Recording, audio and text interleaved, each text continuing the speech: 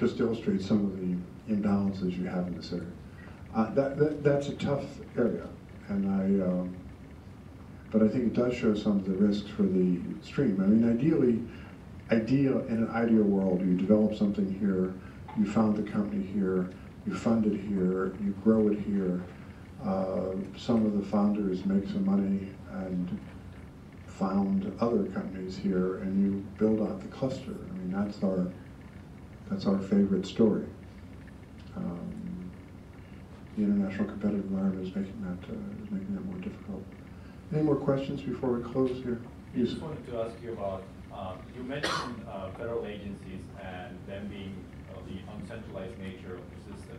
That actually, it's a plus of the system, but there's also a lot of things that they could do to work together and actually collaborate, and they do many great things, and sometimes I feel that there are a lot of initiatives that they just don't share with each other. So have you heard of any initiatives to get agencies to work more together? Yes, this White House completely agrees with you. They launched the RICs, the Regional Innovation Clusters, where the agencies, I think it's 6 agencies, DOE, SBA, EPA, NIST, a whole group did cooperate in trying to get out joint offers and focus the funding in a particular area, and that took quite a long time. And I think the conclusion from the White House staff in charge is that they're never going to do that again. The devil's often in the detail. Why couldn't you all just coordinate? Well, because you have different statutes, you have different requirements, you have congressional meddling that goes back 1,000 years, and the way you make offers, the way you do your contracts, the timing that it's just always not the same. And this is a real-life example, happened in the last year and a half.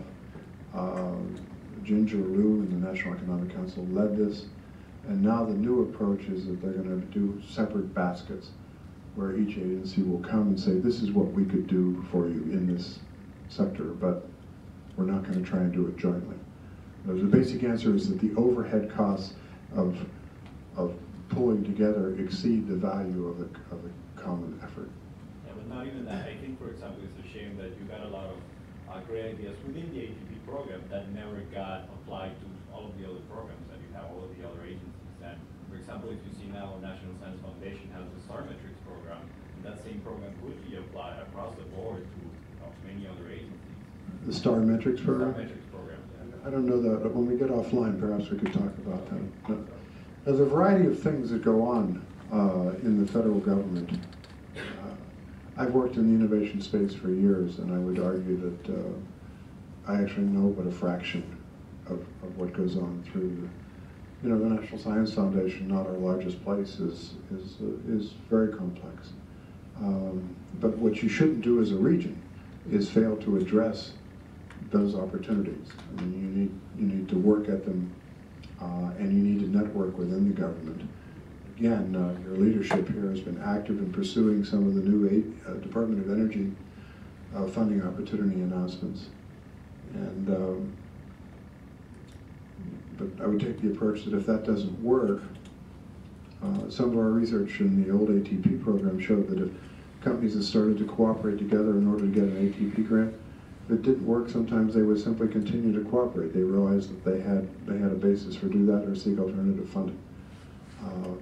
But I mean, I like to joke about it, but it's not a joke. There is a lot of money in DC, and you want to make sure that your region is getting a proportion of that.